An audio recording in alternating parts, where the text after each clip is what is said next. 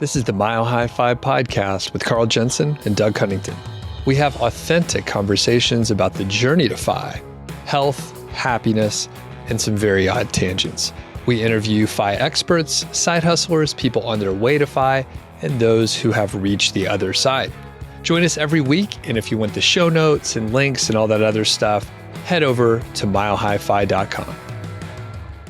Hey, what's going on? Welcome to the Mile High FI podcast. And today I have a co-host helping me out, Amberly Grant. So Amberly, how's it going today? Excellent. I am in Vancouver, Canada at the moment, hence why we are not sitting together in the same room. Cheers. And we actually just found out my partner gets his visa to the US. So pretty excited. That's really cool. And one thing, Carl is normally the co-host, but he's out on assignment on a top secret location on a secret mission. And he's actually testing out a new product for his quick hardening line of building materials. So if you don't know what that is, check a couple episodes back. We have a new product line that we're working on. So today we're going to be talking to Chen-Chen Huo, and he's the co-founder of a bank startup called Nexus. That's great, and it's pretty interesting, but he's also in the restaurant business, and he has a place called Macked. Is that right, Chen-Chen? Yeah, that's correct. Cool. So this is a mac and cheese eatery, and it's a fast, casual, build-your-own mac and cheese concept that empowers you to get creative. So we're going to talk about a few things today: entrepreneurship, the FI movement, mac and cheese, obviously. And I'm curious, Chen-Chen, what's your go-to at Macked? What would you get if you're just like, I can get whatever I want, which I guess you probably can. What do you order? Oh, we have this thing called the Meat Lover, and it is as meaty as it sounds. It's our normal helping of mac and cheese, and then topped with a 4-ounce portion of brisket and a 4-ounce portion of short rib. So it's funny, as part of the food industry, there's a ton of tools and food tech options available for restaurant owners. One of them is the ability to literally send your food out to a facility, in our case, about 100 miles away, where they burn it and they tell you the caloric content in a very scientific way. So out of curiosity, we ended up sending our Meat Lover to this facility. And the guy came back and he was like, "Are you sure this is the portion that you serve your guests?" And we're like, "Yeah, absolutely." And he's like, "Well, you realize this thing is clocking in at 3,700 calories, right?" And I was like, "Gosh.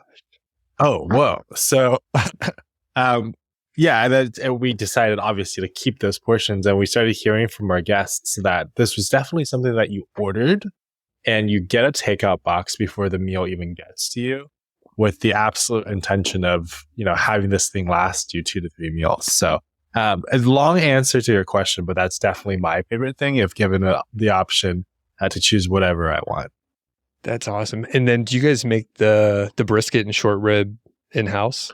Yeah, everything's in-house. I mean, our prep process is insane, but I would say the only thing that we actually don't make in-house would probably be some of the mix-ins. So just a brief overview as to how Mac works.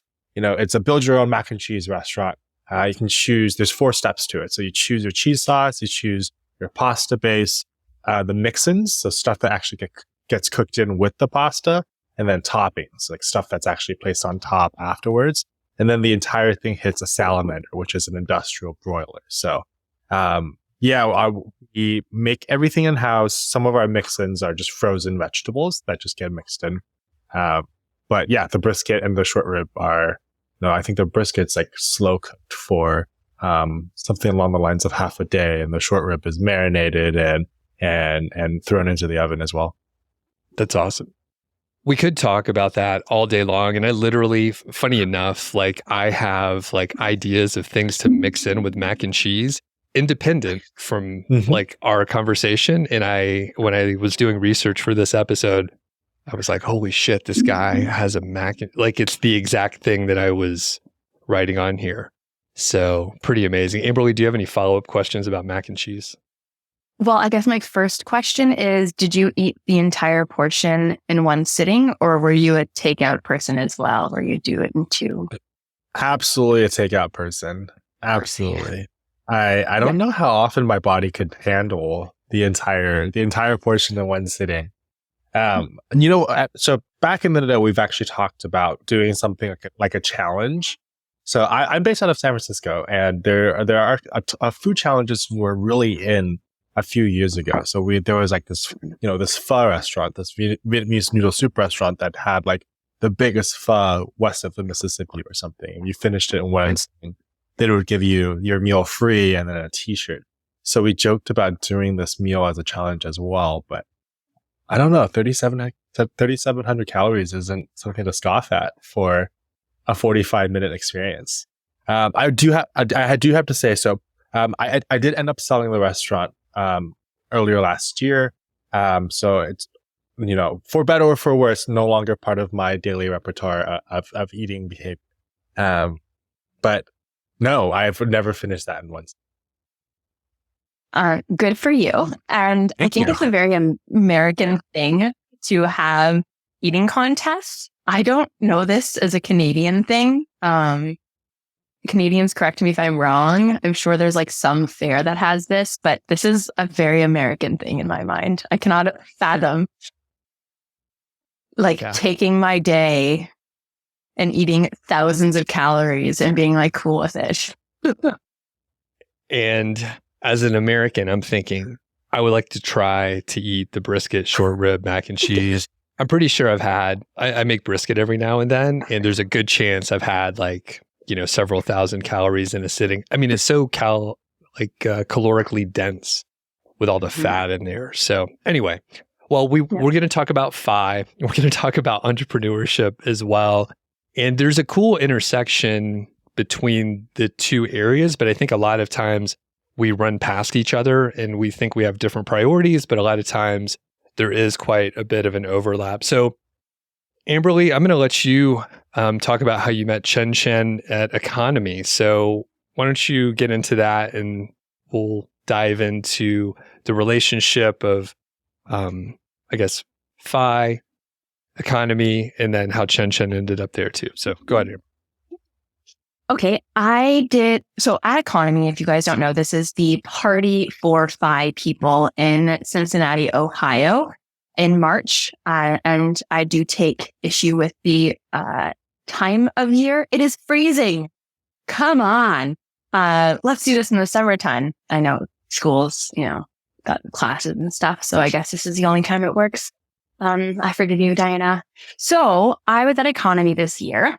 And they have breakout sessions. So I think there's, something like 20 breakout sessions where you can basically go into different topics and learn from your peers, talk about your experiences. And it's really, really fun. So I ended up going to one on, I don't know, was it premise entrepreneurship maybe? Yeah, I think it was starting your own business, or taking the content and turning it into a business. So entrepreneurship. Yes. Yes. Led by Jeremy from the Instagram account Personal Finance Club. And his first topic that he put on the board was pivoting. And I decided to talk a little bit about my story, which was right before the pandemic, I had bought out my partner's half of our house, which was actually more than a half. I had to pay him $80,000 in March of 2020. With the idea that my Airbnb business that I had been running in the basement was going to continue on, cover my mortgage, which at the time I think was like $2,300.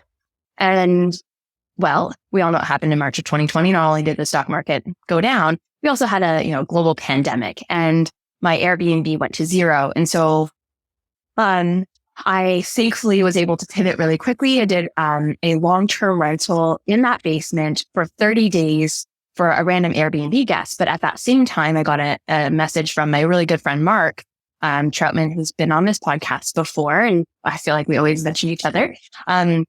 He needed a place to stay for a couple months while his wife was going to get brain surgery. And so I ended up moving out of my house. The Airbnb guest who was going to be down there for 30 days ended up moving upstairs into a 2-bedroom. So she got like this awesome upgrade. Mark stayed downstairs with his wife, and my mortgage was paid between the two people. And then I got to move in a month later and spend time with them. So I was telling this story, and then Chen-Chen was right beside me. And so then we started having a quick side convo. And he had also talked about how entrepreneurship for him, when I think it was, more solo entrepreneurship, was a really difficult journey. And when he finally found a partner, I think things maybe fell into place a little bit easier, especially when it comes to accountability and things like that. And I really connected with that because I do everything alone. And so we had a little side convo, and I really appreciated his energy and curiosity. Cool. And Chen-Chen, how did you end up at Econome? Yeah. So I, like Amberly had mentioned, joined a fintech startup called Nexus. And I was one of the three co-founders on the team. And one of our biggest sort of goals for this quarter was just to, get in front of users. I have the absolute privilege of working with two incredibly brilliant co-founders. Both of them are computer science PhDs. And I joined the team with the mission of, all right, we built this awesome product that we think adds a ton of value to people. We are on this mission to revolutionize banking. We need to actually now get this product in front of people, get folks to use it, get folks to give us feedback, and continue to improve and iterate. And one of the ideas that we obviously had was, let's go talk to people that are as passionate about personal finance and bettering and improving personal finance as we are. And came across Econome, had reached out to Diana, had been really excited about the speaker list, and did that flight from San Francisco to Cincinnati. Fun fact, there's actually no direct flight from San Francisco to Cincinnati. Or if there is, I haven't found it. And I did a little bit of digging. So I think I routed through Seattle and then landed in Kentucky, and ended up staying in Kentucky and then taking, Ubers into Cincinnati proper. But did that long flight and had a blast, honestly. Oh my gosh. I hear you about, let's do it in the summer. Let's do it, when it's hotter.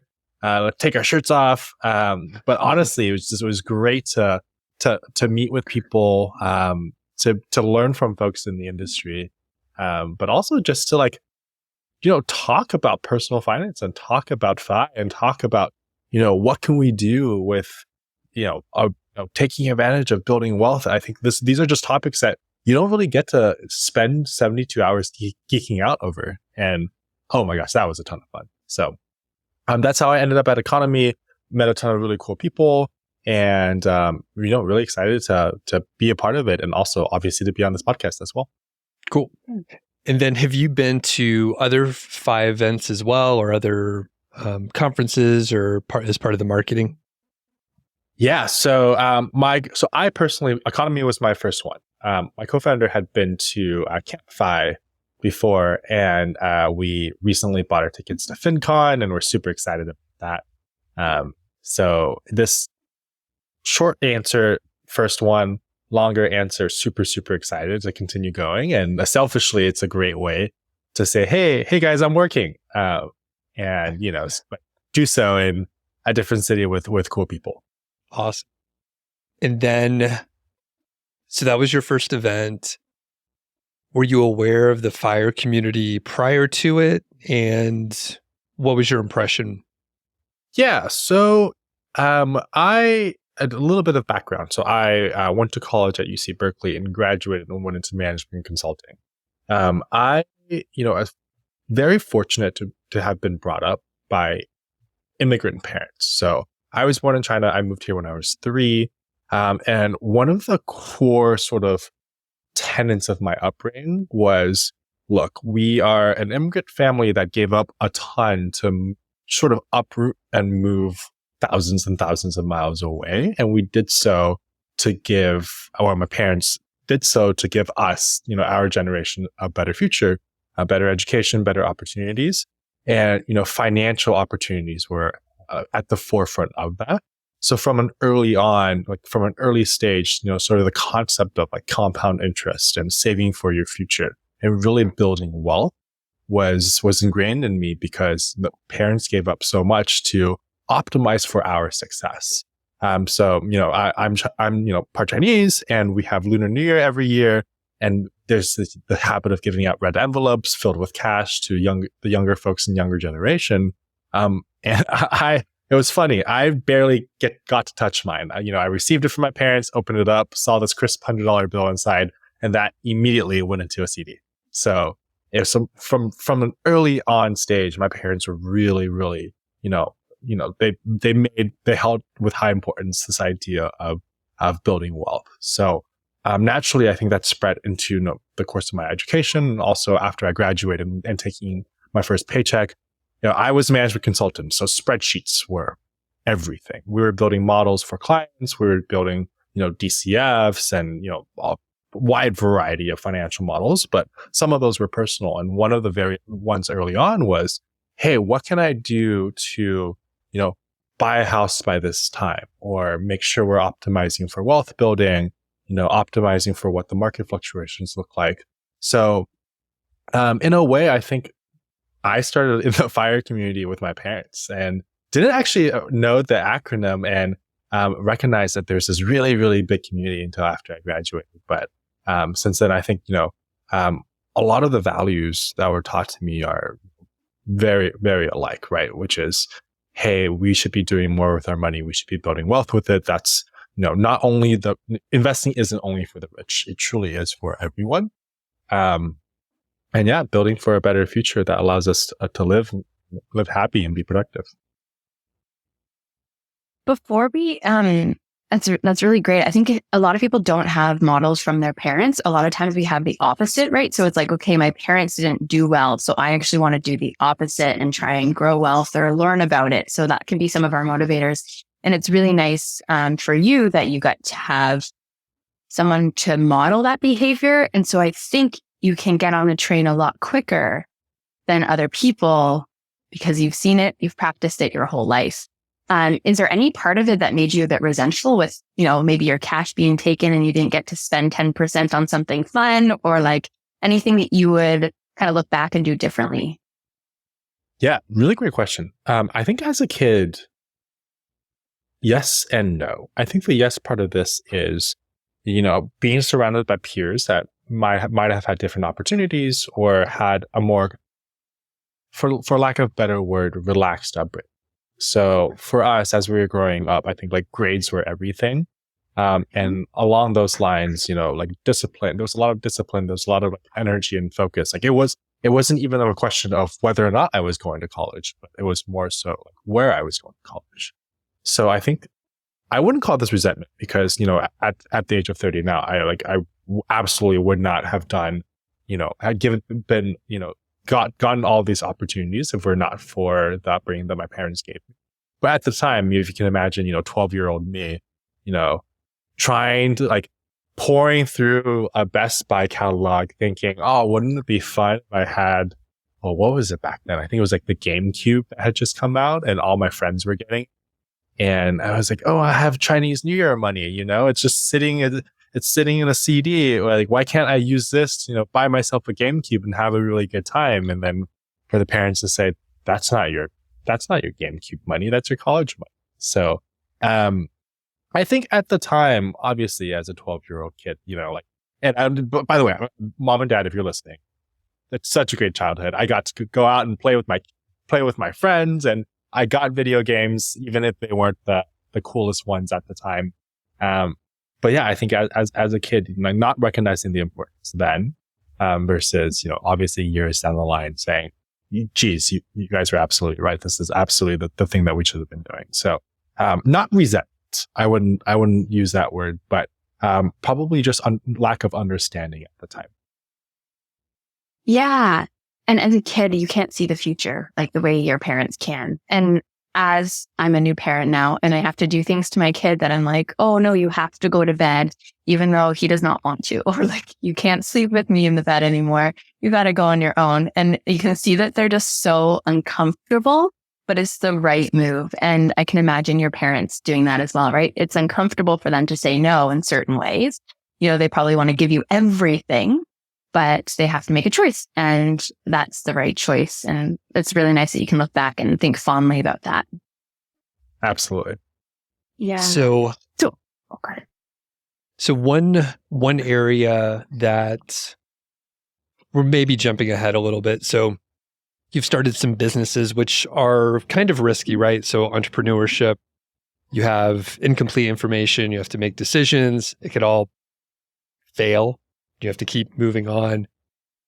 Sometimes with the background that you mentioned, you may have maybe more drive to be an entrepreneur and you're like, okay, like we're going to try this, we're going to work it out. The other side of it is like maybe avoiding risk and taking the safe route, like going to college, getting a good job, working there for a long time. So I don't have a solid question here, but how did you navigate that? Did you have like some strong risk avoidance and you maybe hesitated to start a business, or how does risk tolerance come into play? Yeah. So I'm a really big believer in clean slates and, the sort of like the opportunity that a clean slate brings. So, I had graduated college, spent about a year and a half, almost 2 years at a management consultancy, and was actually in the process of, applying to or completing the credentials, taking my GMAT, and starting the application process into business. And one of the things that was going on through my head was like, if not now, then when? Right. At the time, I was 23 years old. 2 years out of college, and had always been itching to try and build something for myself or, with someone else, but really, take an idea to fruition and, see it all the way through. And I just spent about a year and a half at a management consultancy where we were going from client to client to client. So we would spend, 4 weeks with this company, fix one part of their problem, completely switch gears and do a couple of weeks with a completely different company and different client. And sort of I was missing the experience of, all right, I just want to sit down, take one idea and spend a ton of time on it, execute on it, and take it all the way through. So, I quit my job, was in the process of, ramping up for business school. And I was on a trip in Europe with a good friend of mine, a good colleague of mine. And we were on a boat and we admittedly had a few drinks, probably a few extra. And it was like, the conversation probably sounded like this. It was like, dude, you know what we should do? Dude, what should we do? It was like, we should open a restaurant. And then it was like the coolest idea in my head of, look, like if everything fails, I could probably still go to business school and have a great time. And, that was fully my intention. It was like, we had no idea how to open a restaurant. This is never going to work. But, it was just like, okay, well, we have this clean slate opportunity. If everything fails and I make an absolute fool of myself, it hopefully doesn't matter. Hopefully I don't tarnish my reputation that much, and I can still go and, do adult things, whatever that means, and go to business school and get a corporate job. Long story short, we did everything. We learned how to cook. We learned how to run a restaurant. We started off doing pop-ups at local, food events, at wineries, at, like beer halls, ended up signing a lease. That lease turned into, like a big following that turned into an actual restaurant that turned into a second location. And ultimately ended up taking that company through an accelerator program called Y Combinator here in Mountain View. And, things just kind of snowballed. And I would say for me, it was just really cool that this idea of, look, like I had a clean slate to look forward to. So even if I took a bunch of risk and everything crashed and burned, I didn't necessarily think that was going to be, very detrimental to my. I do recognize that came from an absolute place of privilege, right? Like, I think there's so many things that went into this process that made it the perfect storm that allowed me to actually go out and do this. I think, I at the time was living at home, so I was fortunate. Even if everything crashed and burned, I didn't have to pay rent to my parents. My parents were split. My mom was like, he's never leaving ever. And my dad was like, I can't wait to get him out of the house. But, also recognize that not everyone's in that position. Right? Like there are folks that are providing either for themselves or for their families that don't have the ability just to like let go of everything and start something new, but definitely from a place of privilege. But, Yeah, I at the time was relatively risk taking because I knew if things went south, there would hopefully be some sort of landing spot and a place to rebuild. I think that's really cool. And I appreciate you bringing up kind of the pillars that were in your life at the time to help you take those risks. Because that was going to be my first question is, what was your living situation? What was, what was your bank account at the time, right? You worked in management consulting for a year. Were you in a good place to feel like you could jump? And then it sounded like you had multiple landing slots. You had the, you can go to school, which was the plan. If this, you probably had some sort of time frame. I guess, did you have a time frame for how long you would give this business, or did it just take off and you never had to think about it much? Yeah, so absolutely had a time frame.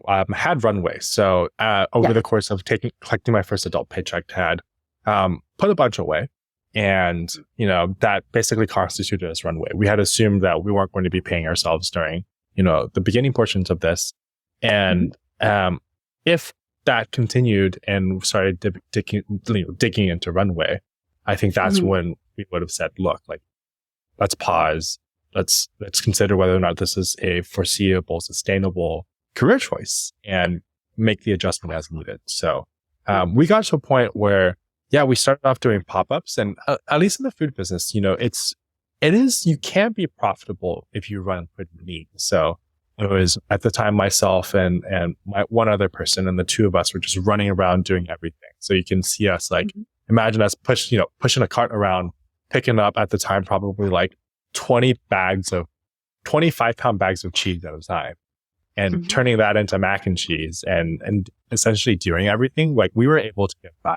And I think that presented a ton of opportunities for us to grow and scale and, take the necessary steps of opening up our first place. So we were able to run lean and be profitable and allow ourselves to continue operating.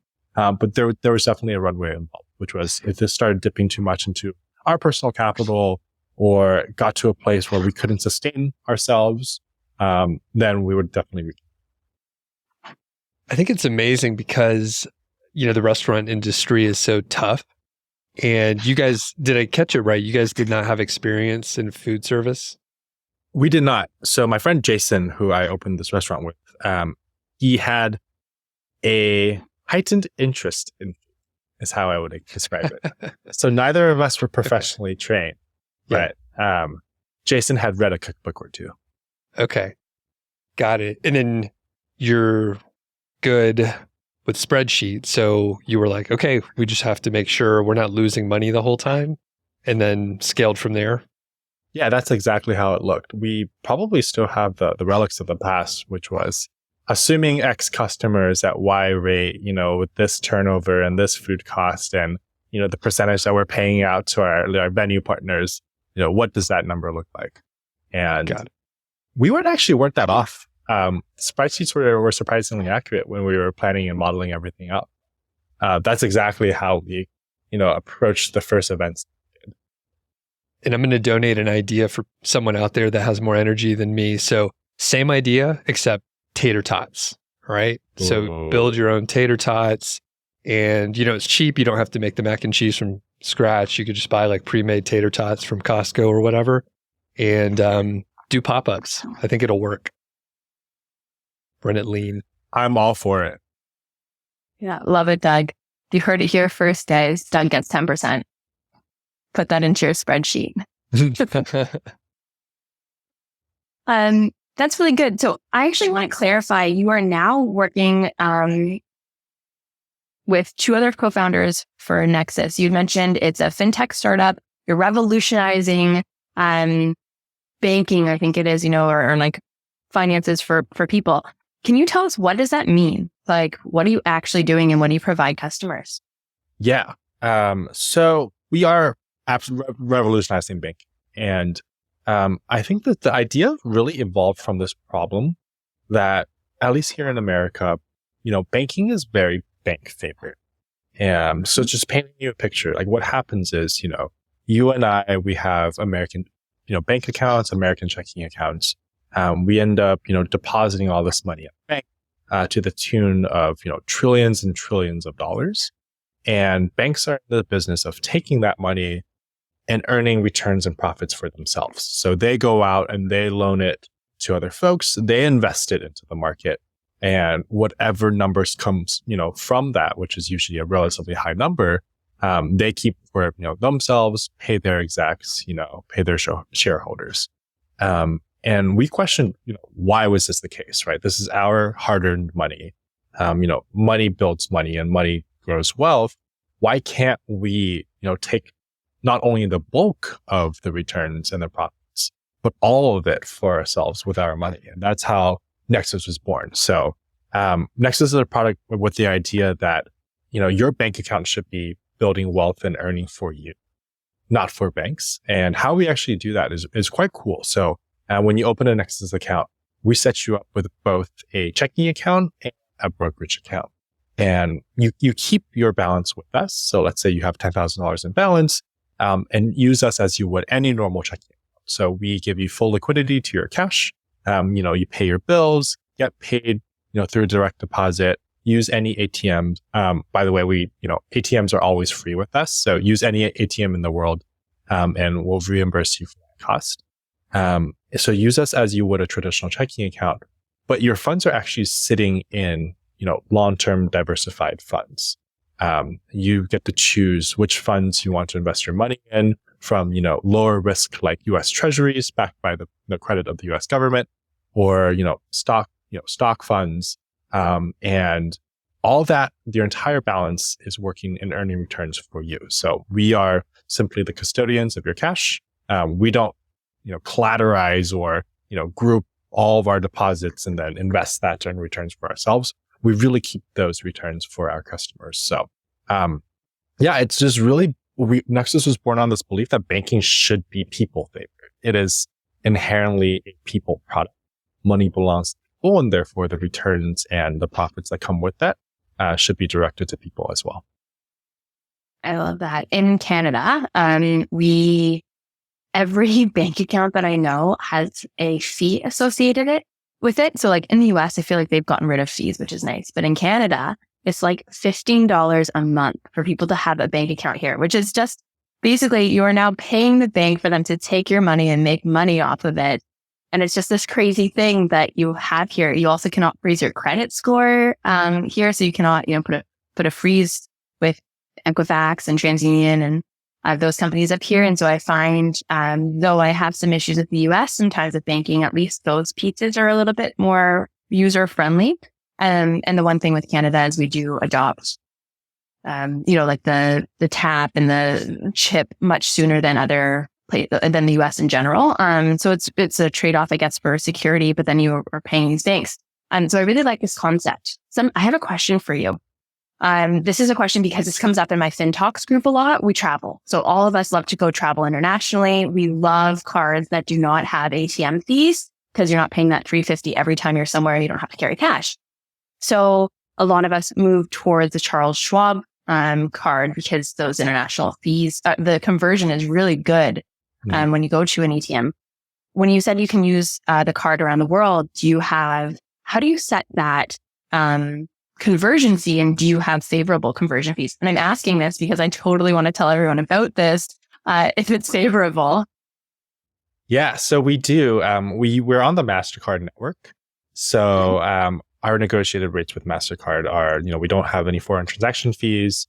And this was a travel tip that, I learned early on too, which was like, if you ever need local currency, you are going to get better conversion rates if you are behaving like a local, right? And locals would go to an ATM and withdraw cash versus, Forex or those really, I would say, predatory airport and like local, exchange places.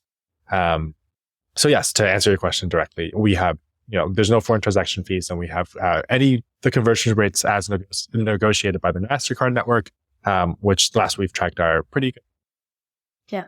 That's great to know because we always do a travel, whether it's like, global arbitrage or geo arbitrage, or like travel tips or credit card hacking, and the Charles Schwab card, it comes up every single time. So I'd love to recommend something different, and some like people who are part of our community. So that's great. Thanks. Awesome. Thanks, and tell me a little bit more. So you started a mac and cheese business, right? So you're in the food service industry, which I used to work in foods. I had my own company doing like what HelloFresh used to do. But like you said, your projections are pretty on par because you can kind of decide how many customers you can get in front of customers by being at some sort of farmer's market or like pop-up events, like you said. You can say, hey, I need to sell it for this amount because this is the ingredients that go into it. And I need a little bit of overhead of however percent or to pay us, right? So it's a bit more of a model that you can kind of understand. Tell me more about being in FinTech and what's that runway look like now? How do you get funding? And this is a much bigger product. You're working with computer science, your co-founders who are, PhDs in computer science. I think you said that. Tell me a little bit about the difference in the companies and how that, what that means for you. Yeah, night and day from an operational standpoint. So previously, fire drills were like sometimes literal fire drills, right? It was, hey, something went down at the restaurant. We need to come fix it. Now fire drills. Well, I guess they're actually pretty similar too. Now fire drills are something went down from a server standpoint, or something technical went down, and lo and behold, we need someone to come fix it. So I would say night and day from what the products actually are. But in terms of, I think, my role and the work that's being done, there are a ton of similarities. I think on the food side, it was about building a brand, right? Like we had built this mac and cheese brand that people trusted, that people were, engaging with time and time again. It had expectations of us and we had to deliver on those expectations. I think it's very similar with the product that we're working on right now, which is our customers engage with us time and time again. They have expectations of us as well. They expect everything to work. We're regulated by the SEC. So, we have to be good faith actors and we have to, we can't, mislead or misconstrue any of the information that we provide.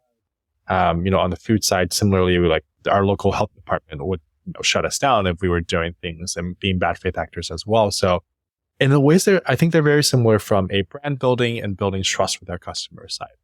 But the product itself, obviously, night and day difference.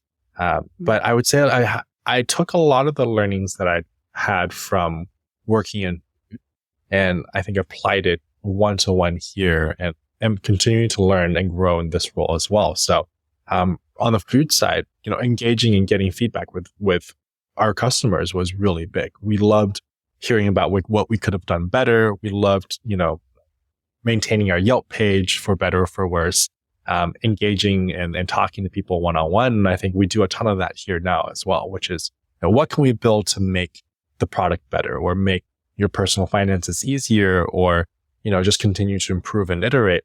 And I think taking a lot of that mindset has, it's been super helpful having built a company and a brand from scratch and taking all those learnings into my current role here. Yeah, with the different types of business, I do want to talk about mindset. You just said it. I was like, oh yeah, this is one of my list of questions. Did you find that you had to change your mindset from going to a food service business to maybe something that you're less familiar with, or you don't have as much expertise? Is there something that had to shift inside of you to be more successful in this field now? Definitely. I think definitely a lot of learnings and understanding sort of the customer cycle and the differences as it relates to fintech products. And so with food, I think the customer cycle is quite simple. It's, people need to eat 3 times a day. How can you become one of their choices, one of those 3 times? And then people, eat every day. So, there's a lot of opportunities to get a customer in through the door and, engage with them and sell them your product. In the fintech world, that is, completely different, right? Like folks only have so many banking products. There are only so many ways you can get in front of customers. And, it takes a lot of work and a lot of trust to be able to convert someone into a product that, you only make this decision maybe once, for some people once in their lifetime, right? They open up their bank account and they never leave it. So I think the product cycle is completely different where we now have a mindset shift of there's so much more we need to do and so much more trust we need to build with potential customers to get them to try our product out. Whereas with food, you literally had 1,000 on-ramps over the course of a year to convince someone to walk in through your store and give you a try. So I think that was a really big mindset change. And honestly, for the better, right? Like we spend our day, every day, obsessing over what can we do to continue to build trust? What can we do to prove and over-deliver on our promises so that folks can entrust us with very sensitive information and, very sensitive parts of their lives, like their finances. So I think that was a really, really big mind shift change as well. I think what stayed the same was, sort of people's reluctance to give you a second try after you've messed up. I think in the food world, it's like you can serve 100,000 good meals, but if you serve one bad one and you just happen to get, a customer that was having a bad day and they had a bad experience with you, they are never going to come back. So similarly in the fintech world too, is we absolutely need to put our best face forward at all times, because I think one bad experience is, especially with something as personal and sensitive as finances, you just completely lose trust, and it's so easy to lose a customer there as well. Do you think that internally building trust within your own team helps to create that culture with trust with your customers? And tell me about, choosing co-founders or employees. Yeah, that was probably the biggest reason that I joined Stefan and Konstantin, my co-founders, on this project. So I had gone through this incubator program called Y Combinator, based out of Silicon Valley here, and had went through with my previous company and ended up selling that company off. And it went through, as I took a little bit of time off to think about what I wanted to do next. Went through this co-founder matching network put on by Y Combinator. So it's a really cool network. What they do is they do their best to match people that have ideas or have projects that they're working on with people that are, hungry and looking for projects. And throughout the course of this experience, met with probably 50 different people or groups of people to learn about what they were working on. And Stefan and Konstantin really, really stood out. And I think the biggest part of that was just from listening to their vision and listening to how they approach problem solving. I just had this innate sense that they were just good faith actors who cared and obsessed over building a good product. So I think that was just from day one, knowing that there was a ton of trust that the two of them had built with each other.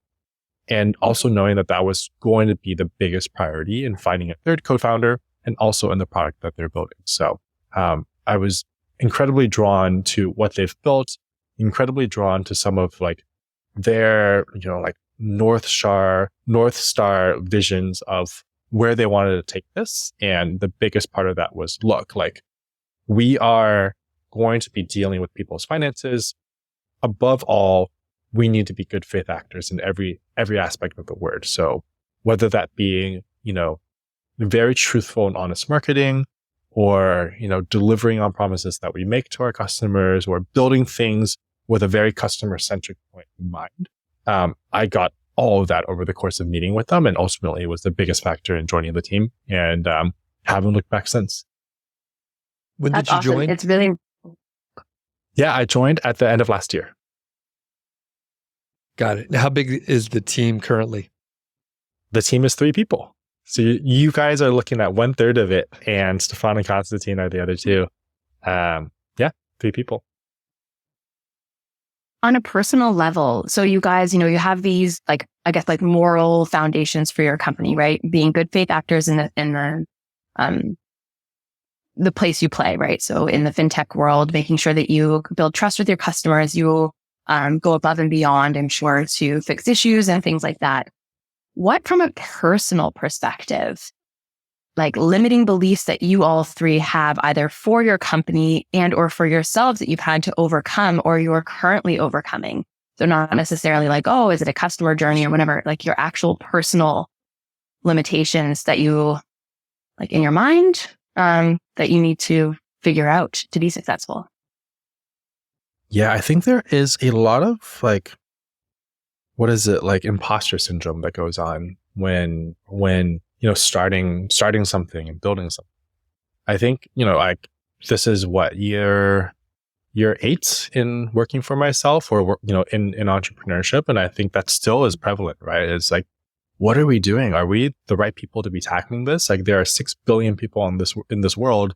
Why are the 3 of us uniquely trying to solve this problem where 6 billion people haven't and maybe have tried and failed? So there's a lot of that, like, oh, am I the right person to do this? And I think that was a personal thing that like I still struggle with sometimes, right? Like we can have a bad day where, we run into a roadblock and just have some of these like insecurities creep up of, okay, if I were someone else, would I have already solved this by now, right? Or like, and a customer is frustrated that like a customer is frustrated with like a check problem or something like that. Like, oh, why couldn't we have done this better in the first place? So I think from a look, like this is a very complex problem to solve. Why haven't billions and billions of people already presented a solid solution? I think there's a little bit of weight of that at least I personally continue to carry whenever we're trying to tackle these really big problems.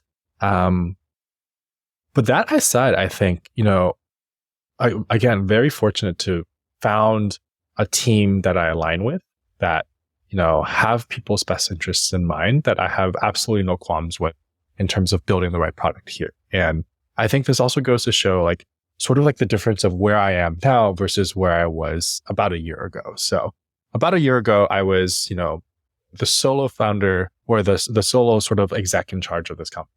I was in food service.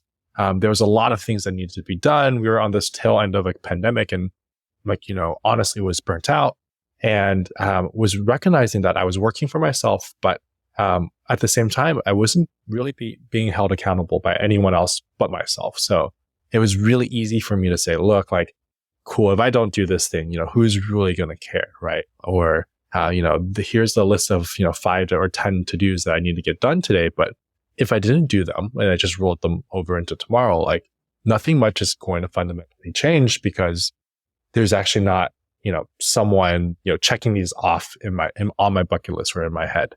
I think that's like night and day different now too. Whereas like working with Stefan and Constantine, if I tell them that I'm going to do something, I am going to do it. I'm going to go above and beyond and getting that thing done because these are folks that are trusting me to, drive and move forward in a similar way that look like if I'm trusting them to do something, with regards to the company, I better hope that they deliver as well. And I think having some of that accountability with regards to this team mindset has been incredibly positive too. So, Amberly, I have a question for you. So you work solo. How do you deal with that accountability? Should I pull up my to-do list? That's been going for like 3 months now. I was going to say, I run it that way too. I love kicking it to the next day or next week. I was like, that's great. Yeah. That's like, I think that's number one. I really connect. The reason I asked the question is because I learned when I started my first business, I actually packed it up, closed it so that I could go to school to learn entrepreneurship. So I ended up at CU Boulder, their business school, studying strategy and entrepreneurship in their business school at Leeds.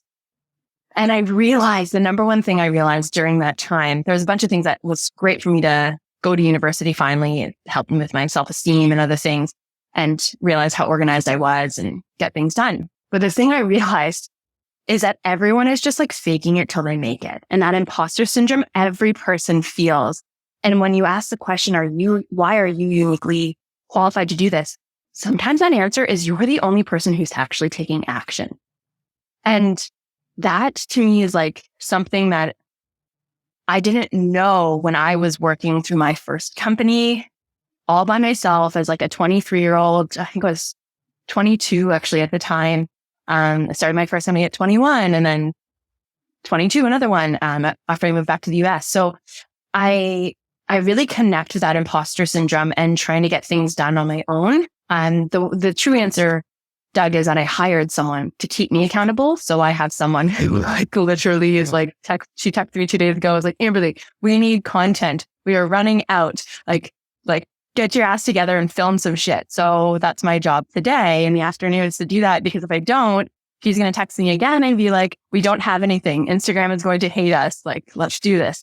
So I had to start paying someone to help me with this because I'm still like a solo venture in this.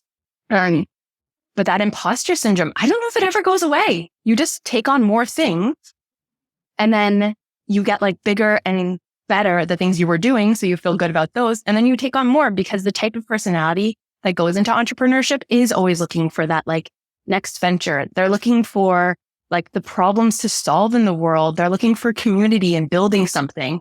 And I think all of that comes with challenges that you just like, you're constantly learning and changing and doing. And yeah, it never stops. So we're starting to come up towards the end here. And Chen-Chen, I want to ask you something. So we talked about the traditional, banking industry, which I think we could all agree kind of sucks. I don't like banks that much. How does Nexus make money?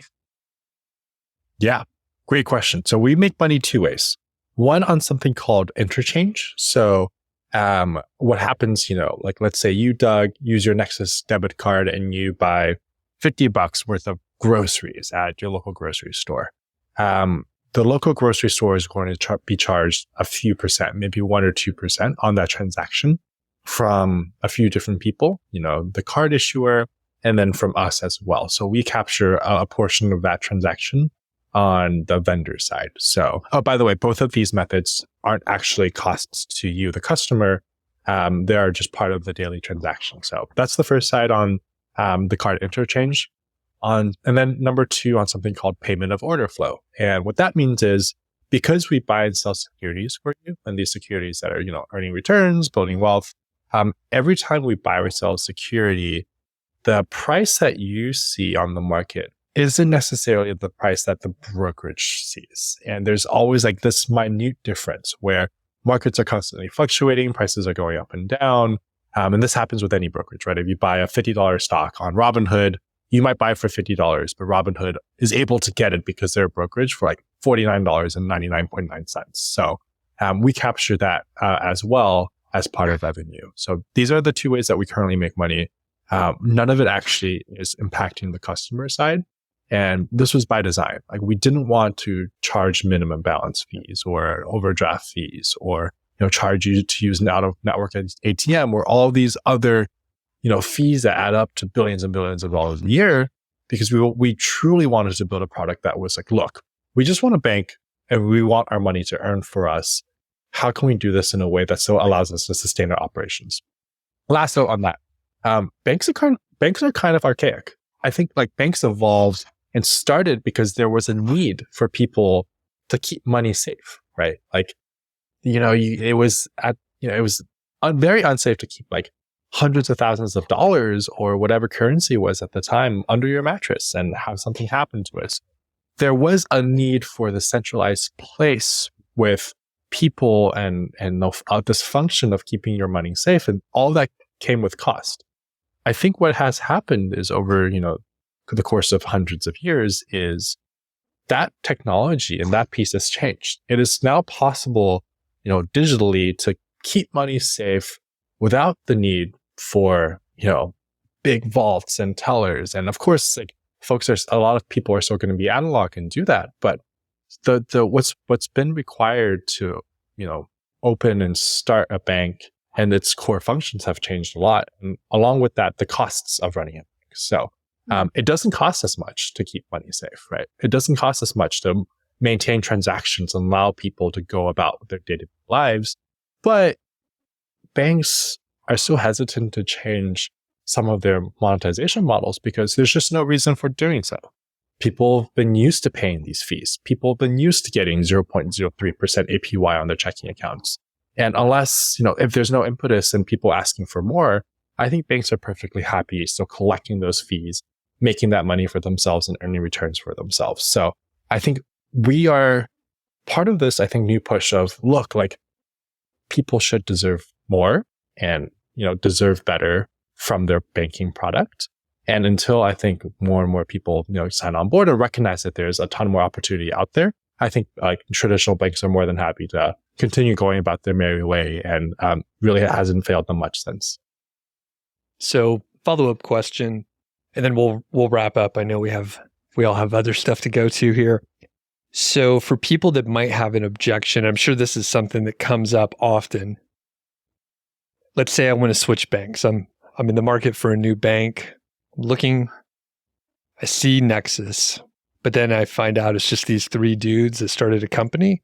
And I'm like, I don't know if I should give them my money. It all sounds good, but it seems risky. So how do you answer that? Yeah. Well, I would say first and foremost, like, I think the US is in it's in a good place in the sense that anything that touches money or is a financial product is regulated and is heavily regulated. So in order for us to even get certain licenses or be able to like open certain accounts and be able to ingest money to manage, we had to go through months and months of training, of license applications, of testing. So we are 3 dudes, but we're 3 dudes with I would say a repertoire of licenses and everything that's regulated by the SEC. And of course, that's meant for customer protection. Of course, like that is absolutely the right way to go about doing that. So we come with like months and months of training and months of getting our ducks in a row so we can legally and in a fiscally responsible way do what we do. In terms of insurance, any cash that you carry with us is FDIC insured. Anything that you carry with us in the brokerage side is SIPC insured, which a fancy way of saying we can't just run away with your money. And even if we default, all your securities are protected. SIP insurance doesn't protect against market losses, but it does protect against, 3 dudes building this product that ultimately fails. That's what SIPC insurance is for. And every dollar that you keep with us is that SIPC insured. So from a regulatory and insurance side, we made sure to get as many safeguards as possible. Now, I think from like a product building side, I think it's honestly like this is part of my day to day, right? Like, how can we continue to build trust with people? I think the biggest part is like, look, like we are 3 dudes that have a ton of passion for this space, and we, love talking with people and listening to our customers. And above that, we love building what our customers want. So part of this too is like our initial wave of folks have been telling us what to build or like what they need from their banking product. One person said, "Hey, look, like I want to be able to, send a check, like send a recurring check directly from my phone and not have like, I don't want to write checks to my landlord anymore." So we built that feature. Or someone was like, "Okay, well, every other bank has like a mobile check deposit feature. Can you guys build that too?" And we built that as well. So from a building trust perspective and also like why, you should consider working with us, one of the biggest things is like, we love listening to our customers and we love like building things that really make a difference in their lives and things that people want. So, honestly, if you're like, "Hey, I just want to tell a company what to do because I think that's just going to make my life better," like we're all for that and we'll listen to you. Awesome. This has been really exciting to chat with you today. So where can people find more and maybe follow along with you? Sure.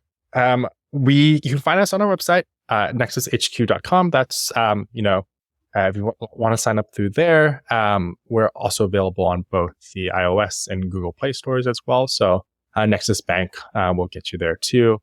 I'm personally on TikTok, CC from Nexus, and we will be in other fintech news and continuing to grow and getting our product in front of people. So feel free to reach out directly with any questions as well. Awesome. We'll link up to all that stuff, and I'll see you in New Orleans, I guess, for FinCon. Yeah, absolutely. I'm stoked.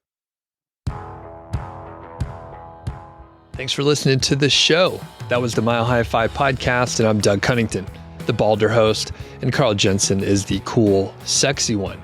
If you dig the show, please do 3 things for us. Number 1, tell a friend, a family member, an enemy about the show. We really don't care who you tell. Maybe forward them a specific show that you know that they will like. It's the single most helpful thing that you can do to spread the word. It's like giving us a virtual high five, and actually we don't give high fives in person, so the virtual kind's pretty good. And more importantly, your friend or family member or even your enemy will appreciate the fact that you were thinking of them. Number 2, make sure you're following or subscribed on your podcast app, Apple Podcasts, Spotify, Overcast, YouTube, whatever you're using, and that way you won't miss a show. And number 3, please leave us a rating and review. We read them on the show occasionally, and you might hear yours out there on an upcoming episode. Quick disclaimer. This show is not financial or legal advice. I'd actually be surprised if it sounded like it. It's really just for entertainment, and that's at least what we're hoping for. But seriously, get advice from professionals. Carl and I are just two guys with microphones that sit in my basement and talk. So we'll catch y'all next week.